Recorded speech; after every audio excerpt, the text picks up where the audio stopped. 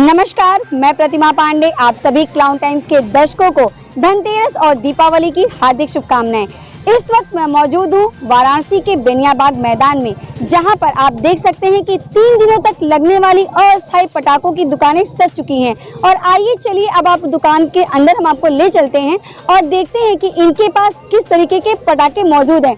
क्योंकि अगर हम माननीय सुप्रीम कोर्ट की बात माने तो उनका जो है उन्होंने साफ आदेश दिया है कि बेरियम युक्त पटाखे नहीं जलाए जाएंगे और ना ही बेचे जाएंगे। तो आइए दुकान के अंदर चलते हैं और सबसे पहले हम बात करते हैं बाबा खान पटाखा के अधिष्ठाता बिलाल खान बाबा से और जानते हैं कि उनके पास किस तरीके के पटाखे मौजूद हैं।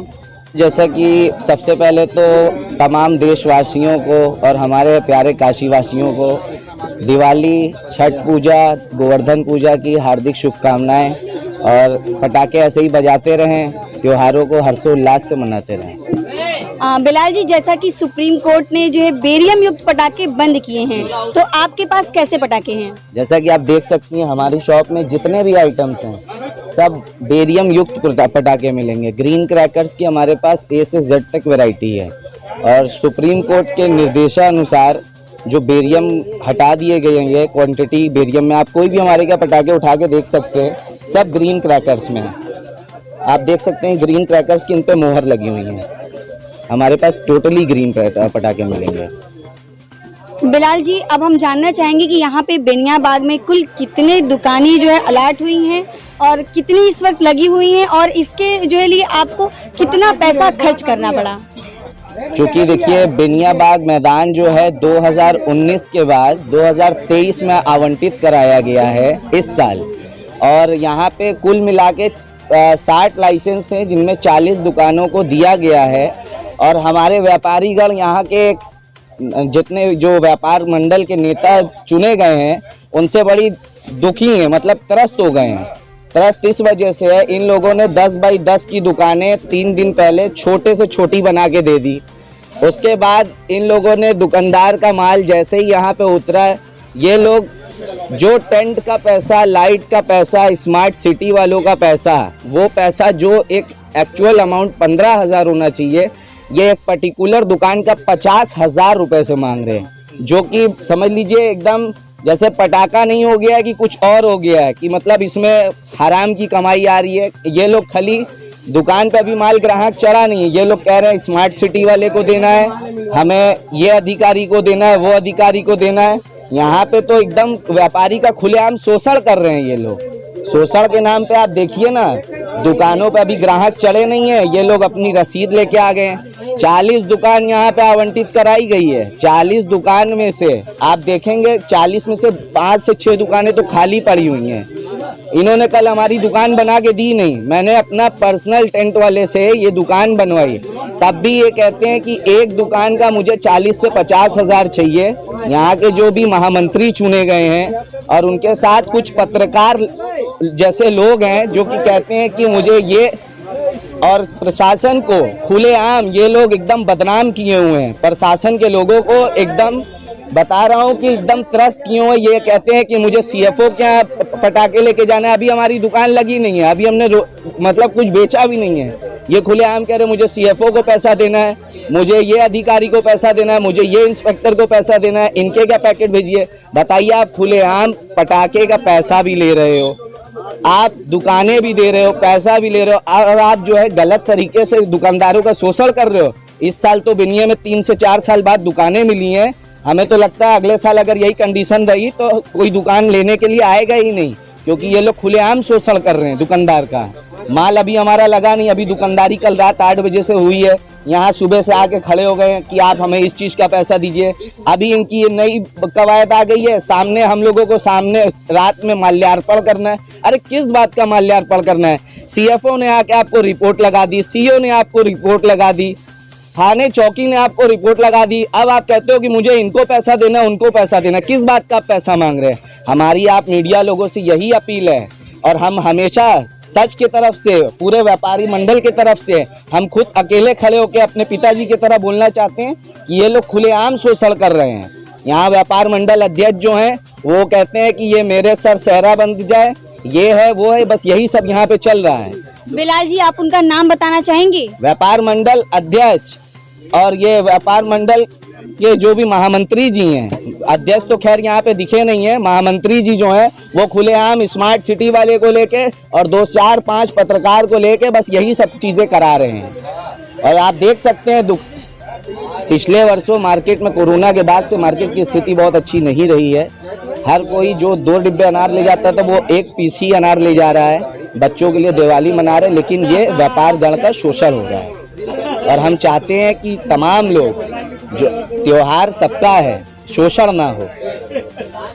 जैसा कि अभी हमने बिलाल खान बाबा से बात किया तो उनका साफ कहना है कि उनके पास ग्रीन पटाखे मौजूद हैं, लेकिन यहाँ पे बेनियाबाग में जो दुकानें लगी हैं उसको लेकर उन्होंने आपत्ति जताई है।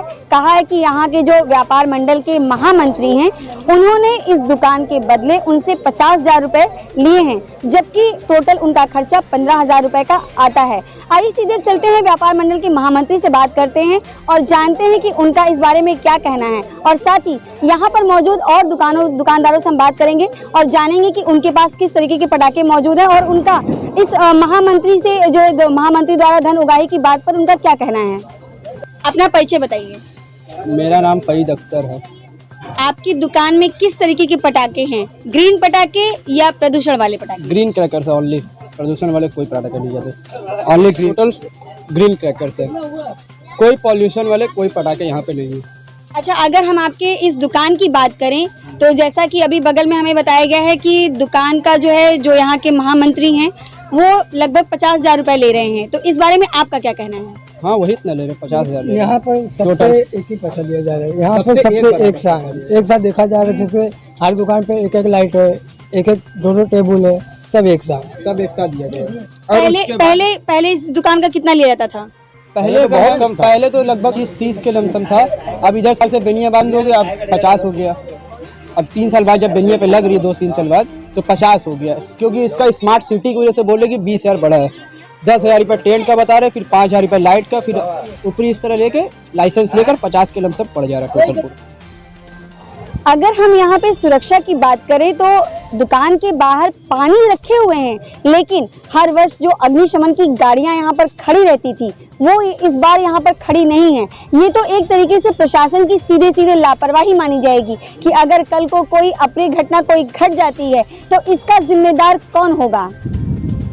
आइए बात करते हैं बनारस व्यापार मंडल के महामंत्री अजहर आलम उर्फ अज्जू से और जानते हैं कि यहाँ पर जो बेनियाबाग में आपने दुकानें लगवाई हैं ये टोटल कुल कितनी दुकानें लगी हैं? यहाँ देखिए टोटल 40 दुकानें लगी हैं। हालांकि दुकानें और ज़्यादा लगवाना चाह रहा था मैं, लेकिन जो आदेश अधिकारियों का आया तो मैं उतनी ही दुकानें लगवाया। वो आके निरीक्षण किए, सीएफओ साहब आके यहाँ निरीक्षण किए, वो जगह के अनुसार देखें तो कहीं नहीं इतनी दुकानें नहीं लगेंगी, या 40 दुकानें ही लग पाएंगी। तो मैं अधिकारियों का बहुत सम्मान करता हूँ, इसलिए वो जो कहा उन्होंने मैंने वही किया। अज्जू जी, अगर हम इन दुकानों के खर्च की बात करें तो एक दुकानदार से आपने लगभग कितना लिया है? देखिए, मैं व्यापारी नेता हूँ लेकिन व्यापार नहीं करता हूँ। यहाँ जो टेंट का पैसा लगा, जो साफ सफाई का पैसा लगा, जो लेबर का पैसा लगा, जो लाइट का पैसा लगा और जो डीजल का पैसा लगा, बस व्यापारियों को वही देना और कुछ नहीं देना। वो कुल कितना खर्च आया है? अब वो तो जो खुद ही, अब जो किसी को टेंट वाले को 3 दिन का 3500 रुपये पर से 3 दिन का वो दुकान लगाएगा तो वो 15,000 लेगा टेंट वाला, मान लीजिए। लाइट वाला जो है 5,000, अगर 2,000 रुपये पर दिन से ले रहा तो 6,000, ऐसे से नियम अबाउट करके साफ सफाई वाले लेबर जो भी लगे 30,000 32,000 ऐसे तो खर्च चले गए व्यापारियों के। मतलब 30 से 32,000 रुपये पर दुकान का खर्चा आया है? खर्चा आ गया, हाँ। लेकिन हमने यहाँ पर कुछ दुकानदारों से बात की तो उनका कहना ये है कि लगभग उन्हें 50,000 रुपये देने पड़े। नहीं, किसको दिया उन्होंने, किसको दिया बताइए? इस पर आप बताइए, आपका क्या कहना है? नहीं, ये सब देखिए निराधार बातें। व्यापारी का नेता हूँ, व्यापारी का हरण ना करता हूँ ना होने दूंगा। और जो भी लोग अगर ये सब बात कर रहे हैं वो सारी निराधार बातें हैं।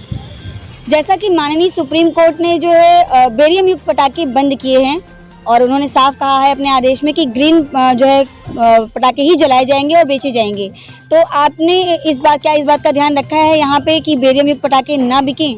बिल्कुल बिल्कुल, अधिकारी भी जो भी यहाँ पे आ रहे हैं चेकिंग पे, वो चेकिंग पूरी स्वतंत्र है उनको चेकिंग करने की, और वो चेक भी कर रहे हैं। जहाँ फायर वाला वो मशीन नहीं है, जहाँ पानी का ड्रम नहीं है, जहाँ बालू नहीं है, वो सख्ती से बोल रहे हैं और उनको पूरी छूट है क्योंकि उनका अधिकार है, वो सब जगह बोल रहे हैं। जहाँ नहीं है लोग तुरंत रख भी रहे हैं, व्यापारी सपोर्ट कर रहे हैं, व्यापारी रख रहे हैं। ठीक है, आपके कहने से व्यापारी सपोर्ट कर रहे हैं, हम इस बात को मानते हैं, लेकिन अगर हम प्रशासन की बात करें तो यहाँ पर आपको एक भी अग्निशमन की गाड़ी नजर नहीं आ रही है। अगर कोई बड़ा हादसा होता है तो इसके लिए जिम्मेदार कौन है? गाड़ी वो देखिए रखी हुई है, वो खड़ी हुई है गाड़ी, ये अभी तुरंत बाइक आई वाली। है, ये अभी तुरंत आई है, आ गई ना, अभी तुरंत आई है। आपके दुकानें कल आने रात से- कल रात को आपके- 8 बजे से लगी हुई हैं। आपके आने से तुरंत पहले आ गई ना।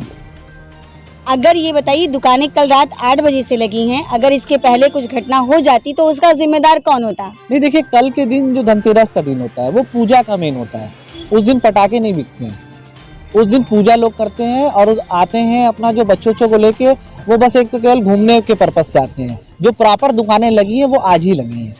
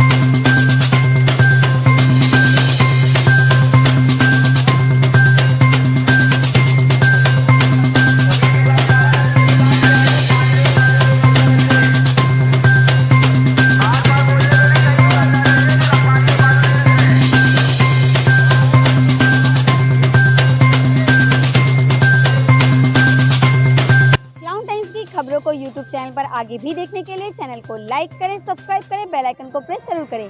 क्लाउन टाइम्स की खबरों को Facebook पेज पर देखने के लिए पेज को लाइक जरूर करें।